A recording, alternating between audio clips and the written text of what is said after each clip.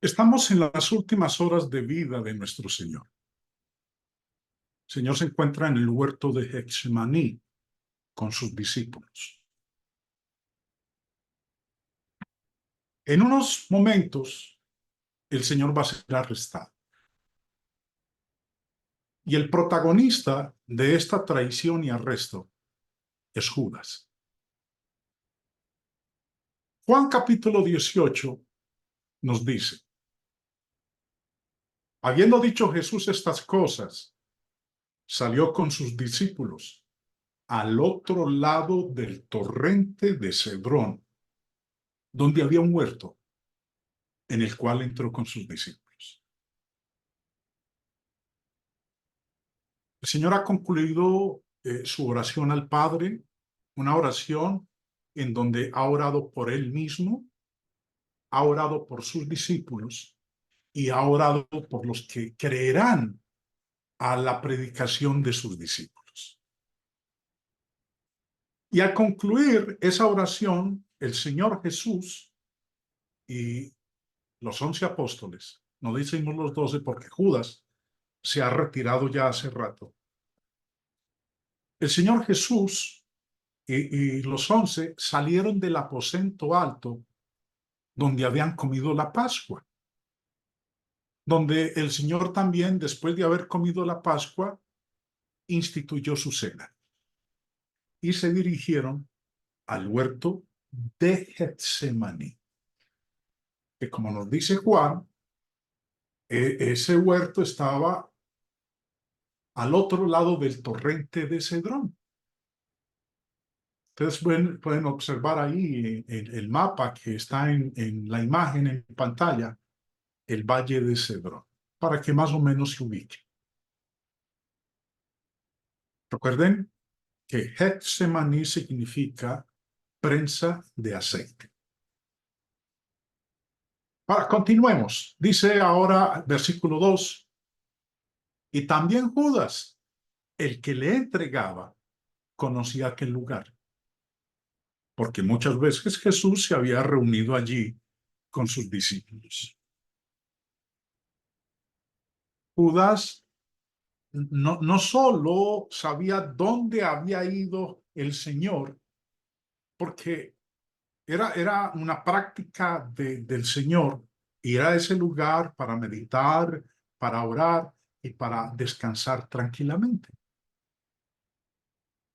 Lucas 21:37 nos dice, y enseñaba de día en el templo y de noche, saliendo, se estaba en el monte que se llama de los Olivos. Era un lugar preferido por el Señor. A lo mejor porque era un lugar tranquilo, pacífico, sin las multitudes. Y también nos dice el mismo Lucas en el capítulo 22, verso 39, y saliendo se fue como solía al monte de los Olivos. Y sus discípulos también le siguieron. Entonces Judas sabía dónde había ido el Señor, pero el Señor sabía que Judas conocía ese lugar, porque era el lugar que él frecuentaba con sus discípulos.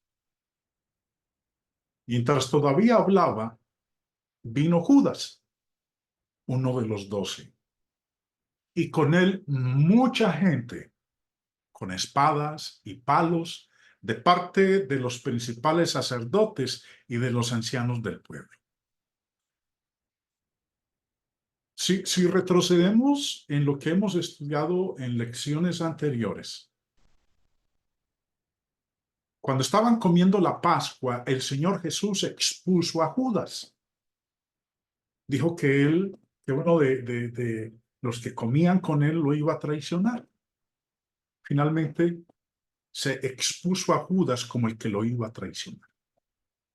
Judas se retira, corre donde los principales sacerdotes y los ancianos que lo esperaban y hace el acuerdo con ellos de entregar al Señor. Ahora viene al huerto de Getsemaní, donde se encuentra el Señor con sus 11 discípulos, con un destacamento de soldados romanos para arrestar al Señor. Mateo añade, vino Judas, uno de los 12, como para enfatizar la magnitud de la deslealtad que estaba cometiendo Judas. Judas, pues, tomando una compañía de soldados y alguaciles, tomando una compañía de soldados y alguaciles de los principales sacerdotes y de los fariseos, fue allí con linternas y antorchas y con armas. Mira lo que dice. Se aparecieron con linternas, con antorchas y armados. Pero detengámonos un momento con algo especial que nos dice aquí Juan. Judas tomó una compañía de soldados. Ahora, no sé cuánto de ustedes sepan el número de hombres que componen una compañía. El término compañía de soldados, viene de este término griego. Y el señor Vine nos explica, vino a significar un cuerpo de hombres armados. Y era el equivalente del manipulus romano. Se usaba también de un cuerpo armado mayor, una corte, alrededor de 600 infantes que iba mandada por un tribuno. Esta palabra se halla limitada a su sentido militar. Hermanos, mire, sorprende que Judas fue acompañado de 600 soldados para arrestar al Señor. Ese era el número que conformaba una compañía de soldados romanos. 600 infantes, 600 soldados. Comentario del señor Barclay sobre este punto cae como anillo al dedo. Mire lo que él dice en su comentario. Hay algo sorprendente acerca de la fuerza que se movilizó para arrestar a Jesús. Juan dice que era una compañía de soldados, además de algunos agentes de los principales sacerdotes y de los fariseos. Esos agentes pertenecerían a la policía del templo. Las autoridades tenían una especie de cuerpo de policía privada para mantener el orden en el templo. Y el Sanedrín también tenía guardias a sus órdenes. Los agentes, por tanto, serían policías judíos, pero también había una compañía de soldados romanos. La palabra es espeira. Lo acabamos de ver hace un momento. Que, si se usa correctamente y estamos en lo cierto, puede tener 3 significados. Es la palabra griega para designar la cohorte romana, que solía constar de 600 hombres. Si era una cohorte de soldados auxiliares, la espeira tendría 1000 hombres, 240 de los cuales serían de caballería y los otros 760 de infantería. A veces, en raras ocasiones, esta palabra designa un destacamento de hombres que se solía llamar un manípulo, cada una de las 30 unidades tácticas en que se dividía la antigua legión romana, que estaría formada por 200 hombres. Aunque tomemos la palabra en este último sentido,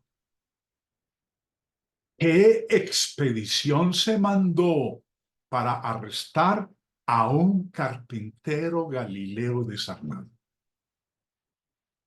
En los días de la Pascua siempre había soldados extra en Jerusalén, acuartelados en la Torre Antonia, que daba al templo. Así es que habría hombres disponibles. ¿Qué importancia le daban al poder de Jesús? Cuando las autoridades decidieron arrestarle, mandaron casi un ejército.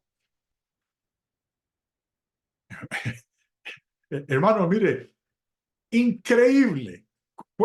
No sé cómo expresarlo. Para arrestar a un hombre, mandaron 600 soldados. Eso quiere decir entonces que a ellos les preocupaba quién era el Señor Jesús, el poder que él tenía. Siguiendo la lectura, dice que fueron con espadas y palos, con linternas y antorchas y con armas de parte de los principales sacerdotes y de los ancianos del pueblo. Entraron al huerto de Getsemaní con espadas y palos, listos para someter por la fuerza cualquier resistencia. Más, mire lo que dice el verso 3 de Juan 18. Con linternas y antorchas, con armas. Mateo 26, con espadas y palos. O sea, pues iban preparados. No iban a permitir que hubiera resistencia al arrestar al Señor Jesús. Y el que le entregaba les había dado señal diciendo: al que yo besare, ese es, prendedle y llevadle con seguridad. Judas había dispuesto de antemano que besaría a Jesús para que con esta señal no arrestaran por error a uno de los discípulos. Dice Mateo 26:49, y enseguida se acercó a Jesús y dijo: salve, maestro, y le besó. Eso fue un saludo hipócrita. Salve, maestro, y lo besó, que era la forma común de respeto entre un maestro y un alumno. En su comentario, señor Barclay, respecto de este saludo de Judas con el beso, dice: cuando un discípulo se encontraba con su querido rabino, o sea, pues su maestro, le ponía la mano derecha en el hombro izquierdo y la izquierda en el derecho y le daba un beso. Fue el beso del discípulo al maestro el que Judas usó como señal de su traición. Jesús no se sorprendió cuando Judas vino a buscarlo, ni tampoco frustró el malvado plan de Judas escondiéndose en otro lugar. Y Jesús le dijo: amigo, ¿a qué vienes? Pero uno puede preguntarse, ¿cómo así? El Señor no lo sabe pues todo. ¿Por qué hace esa pregunta? El Señor sabía con antelación que Judas ya había negociado con los principales sacerdotes la traición de él. Entonces, ¿por qué le dijo: ¿a qué vienes? Me gusta mucho como este versículo es vertido en la versión de la Biblia de las Américas.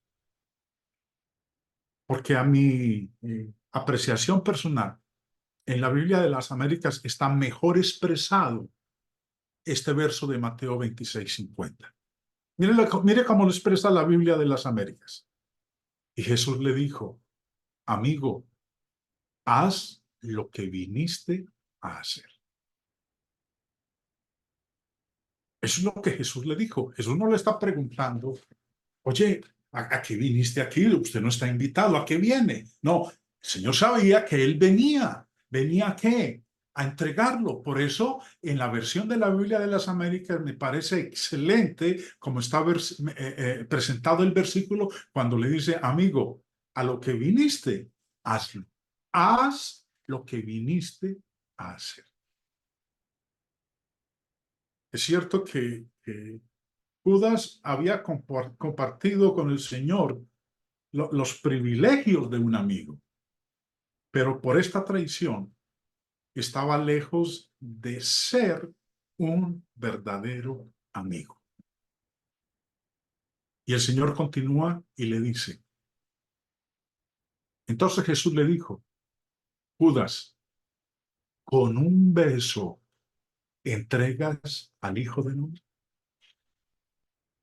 Con estas palabras, Jesús estaba machacando la conciencia de Judas, quien en ese momento ya era consciente de que Jesús sabía todo acerca del acuerdo que él había hecho con el Sanedrín.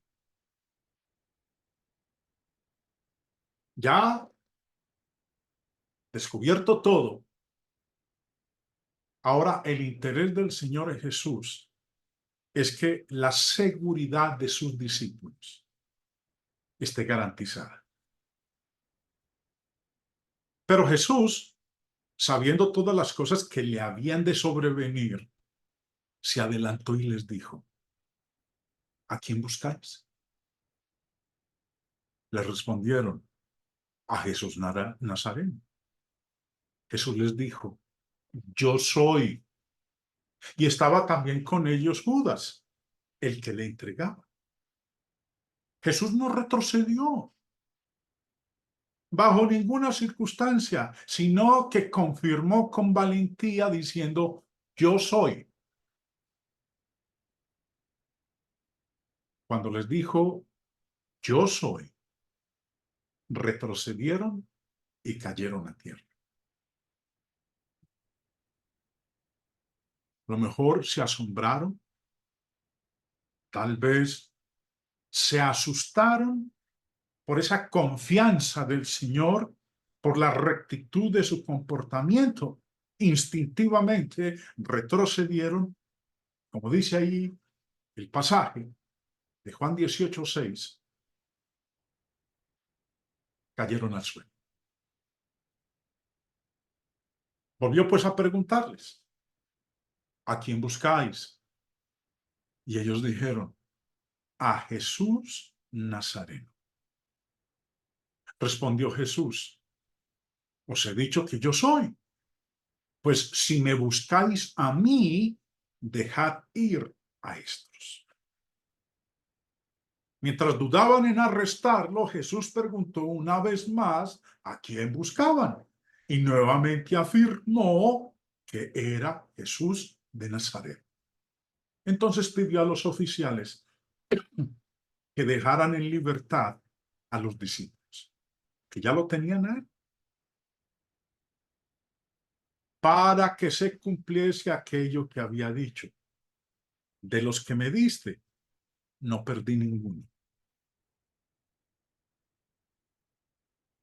Para que la fe de ellos no falle al compartir el mismo destino que él, Jesús asegura su protección física. Pues si me buscáis a mí, dejad ir a estos. El Señor quiere protegerlos a ellos. No quiere que les pase absolutamente nada. Ahora, confirmaba con lo que dice en el versículo 9, la palabra que él había dicho antes en su gran oración en Juan capítulo 17. De los que me diste, no perdí ninguno. Devolvámonos. Recuerden que en Juan 17, cuando el Señor le ora al Padre, primero oró por él mismo. Luego oró por los apóstoles. Y su tercera oración fue por aquellos que creerían a lo que los apóstoles predicaran. Pero cuando oraba por los apóstoles, dijo en Juan 17, verso 12, cuando estaba con ellos en el mundo, yo los guardaba en tu nombre. A los que me diste, yo los guardé, y ninguno de ellos se perdió, sino el hijo de perdición, para que la escritura se cumpliese. Después de esto, la situación se va a poner un poco difícil. El Señor ha pedido que dejen tranquilos a sus apóstoles. Ya lo tienen a él. Que los dejen tranquilos. Que los dejen ir. Pero ahora va a ocurrir un evento violento. Y es que Pedro corta una oreja. Entonces se acercaron y echaron mano a Jesús y le prendieron. Cuando los discípulos vieron que Jesús estaba a punto de ser arrestado, hicieron esta pregunta. Viendo los que estaban con él lo que había de acontecer, le dijeron, Señor, ¿heriremos a espada? Evidentemente, Pedro no preguntó, sino que como él era de aquellos que actúan sin pensar, de una manera impetuosa, desenvainó su espada y arremetió contra uno de los criados del sumo sacerdote.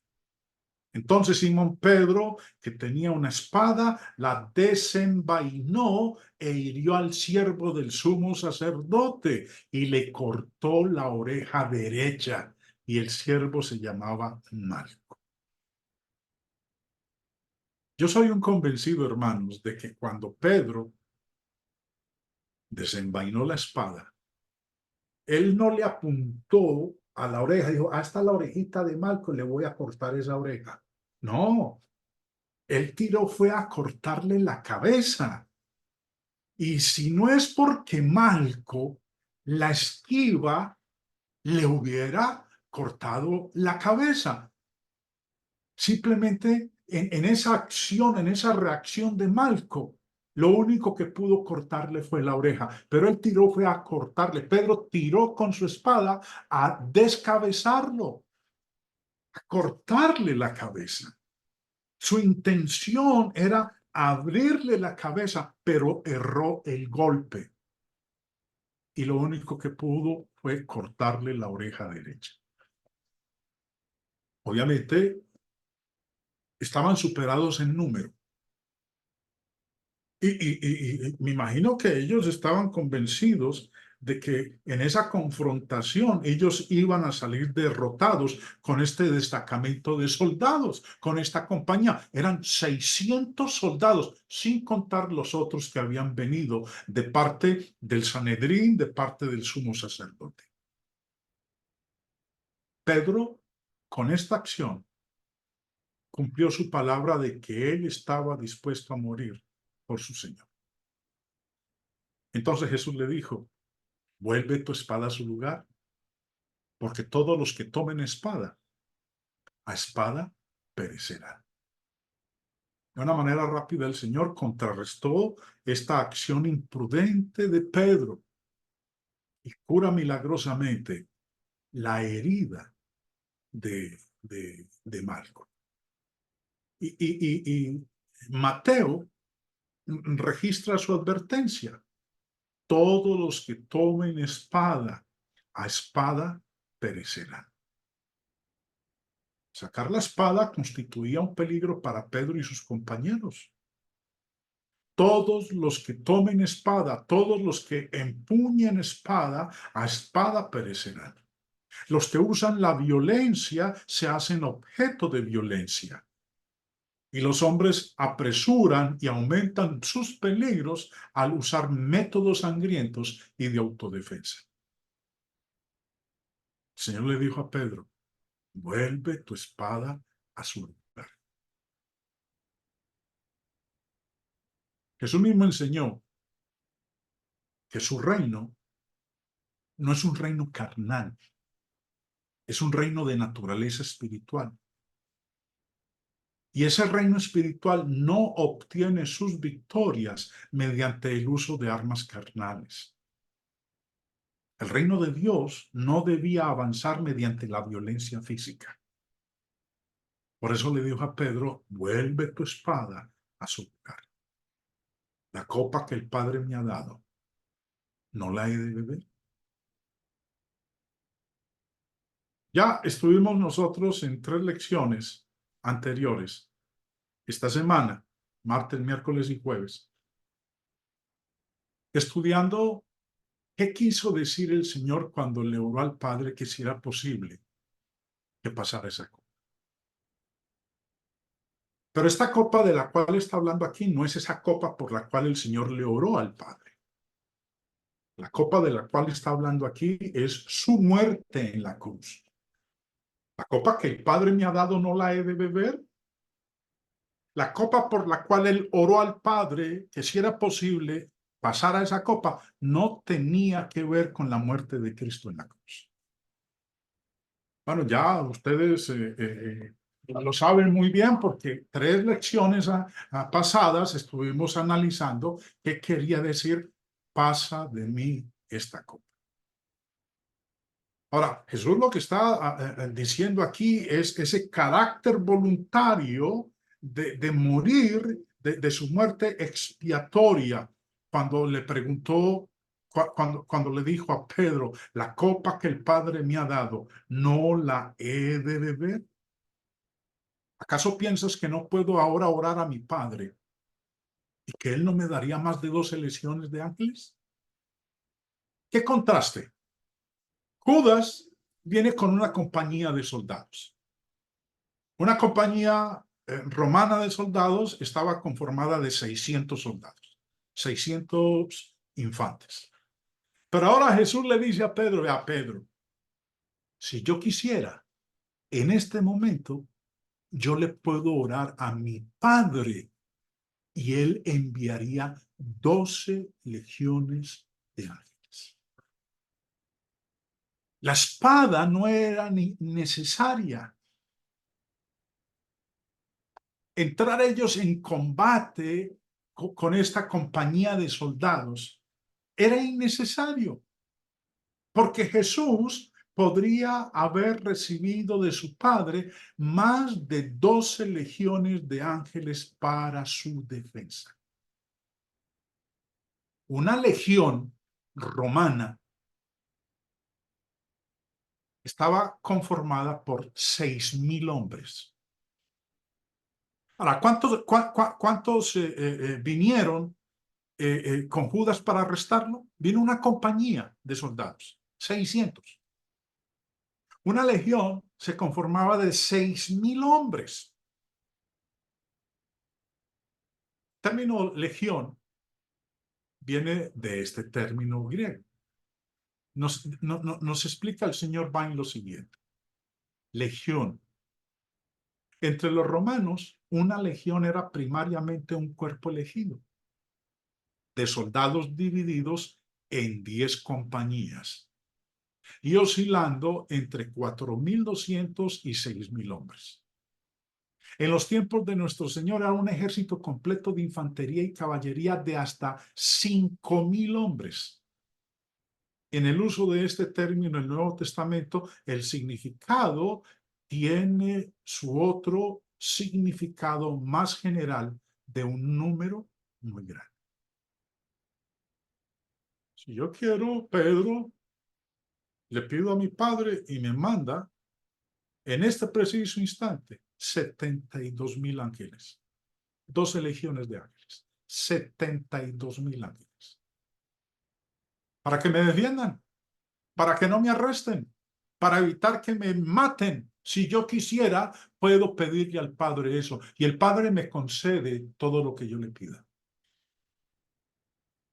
72.000 ángeles contra 600 soldados romanos. Era suficiente con un solo ángel. Uno no más. No se necesitaban 72.000 para que defendieran al Señor. Con un solo ángel era suficiente. Pero entonces, ¿cómo se cumplirían las escrituras de que es necesario que así se haga. La sumisión del Señor no se debió a falta de poder, sino que fue hecha de buena gana para que se cumplieran las Escrituras. Estaba decidido a dar su vida como sacrificio voluntario.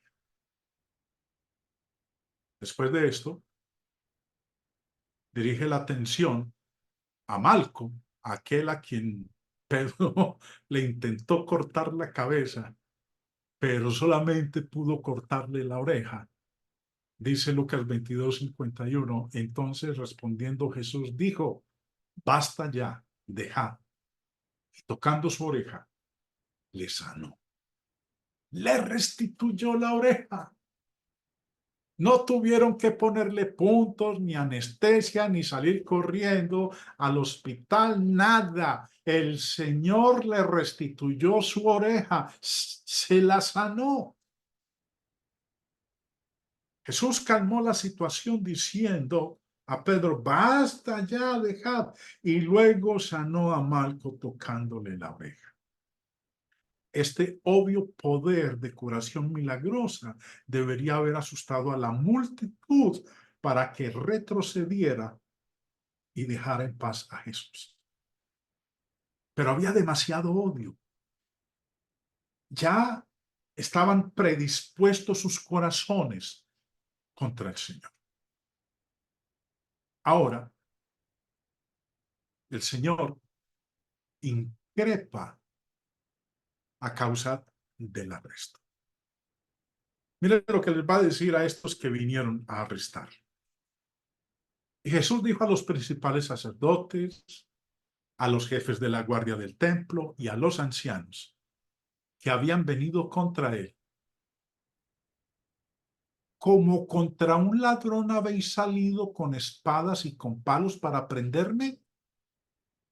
Cada día me sentaba con vosotros enseñando en el templo y no me prendisteis.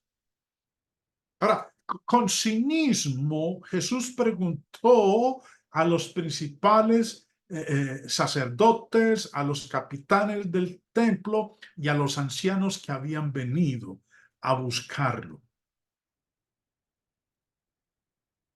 Mas esta es vuestra hora y la potestad de las tinieblas. Después de que ha ridiculizado la conducta cobarde de ellos en el verso 55, tal como los profetas habían predicho,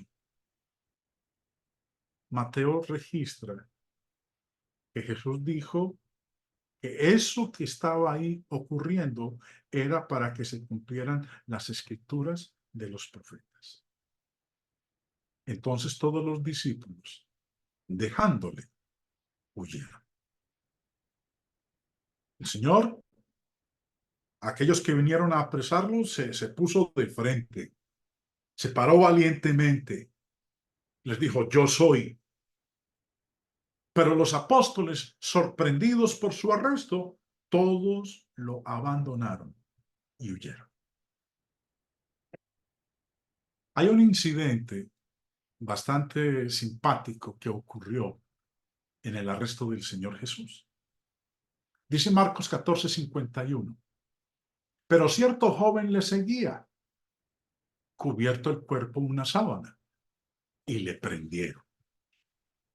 Mas él, dejando la sábana, huyó desnudo. No tenemos forma de determinar quién era, pero no parece improbable que haya sido el dueño del jardín y que haya tenido un entendimiento con Jesús de que debería visitarlo para retirarse cuando se retirara de la ciudad. Ahora, está claro que él no era uno de los apóstoles. Es probable que el ruido que se estaba produciendo por todos los que habían llegado al huerto a arrestar al Señor lo haya despertado y viniera a prestar toda la ayuda que pudiera para sofocar el disturbio. Ahora, no se sabe por qué Marcos registra esta circunstancia. Él es el único que lo hace. Los otros evangelistas omiten este evento. A lo mejor la curiosidad de él, que a lo mejor podía ser el vigilante, el cuidandero o el dueño del jardín, salió a ver qué era lo que estaba pasando. Estaba acostado, durmiendo, y lo único que se puso fue una sábana encima. Pero los confundieron los soldados romanos con un seguidor del Señor Jesús y también lo atraparon, lo prendieron, pero el hombre se pudo escapar. ¿Sí? Por eso digo, este es un evento muy simpático que ocurrió esa noche del arresto de nuestro Señor. Ahora, finalmente, el Señor Jesús es arrestado. Entonces, la compañía de soldados, el tribuno y los alguaciles de los judíos prendieron a Jesús y le ataron. Aunque Jesús se sometió voluntariamente, comenzaron todo este procedimiento injusto, apresándolo y atando. Juan, el apóstol Juan, es el único que nos menciona este detalle.